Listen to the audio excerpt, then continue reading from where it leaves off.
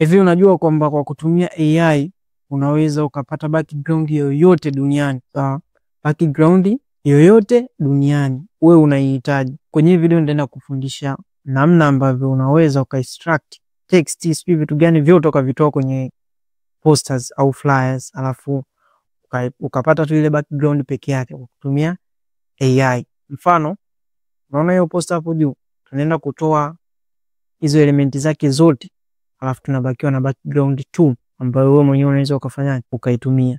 Njoo tuone process zake zilivyo. Step ya kwanza kabisa ambayo unaifanya ni kwamba utakuja kwenye browser yako. Unaweza ukatumia Microsoft Edge au ukatumia Google Chrome. Sawa? Baada ya hapo una search Gemini au Gemini AI. Sawa, lakini kwa sababu mimi ninayo hapa, nimeshaipin, nitabonyeza. Baada ya hapo ukishabonyeza, sasa kitu cha kuzingatia ni kwamba kama haujawahi kujisajili, lazima ujisajili kwenye Gemini.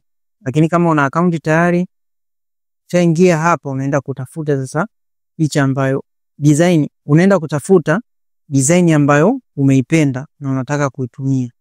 Mimi nitaingia Pinterest. Baada ya kuingia Pinterest hapa, nita search design yoyote ambayo mimi imenivutia, nataka nitumie background ambayo imfanyaje, imetumika kwenye hiyo design. So baada ya kuingia kwenye Pinterest, nitatafuta design yoyote ambayo imfanyaje, imenivutia, alafu mimi mfano kama hii hapa hii, tutumia hii design kama ndo sample. Sawa, nitaicopy hii design. Baada ya kucopy hii design, nitakuja kwenye Gemini alafu nitaipaste. Copy ni Ctrl+C, paste ni Ctrl+V. Baada ya kucopy na kupaste, nitaiweka hiyo prompt yangu ambayo hii hapa. Sasa hii prompt kadri design inavyokuwa ndio ambavyo unaifanyia modification kidogo. Sawa? Mimi nitaitoa hii kwa sababu hapa kuna design nishaye kuifanya, niliongeza maneno. Kwa hiyo hii prompt ambayo ndo naitumia. Sasa baada ya kuweka hii prompt utabonyeza submit. Ukisha submit unasubiria hizi elementi zote zitolewe, baki background peke yake ambao unaweza ukaitumia kwenye design yako unayoihitaji.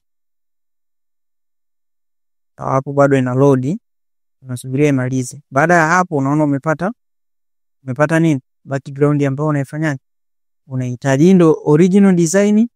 Hapa ndo background ambayo unaweza ukaifanyaje, ukaitumia. Na hii ndio njia ambayo unaweza ukaitumia kupata background yote ambayo unahitaji kwenye design yako.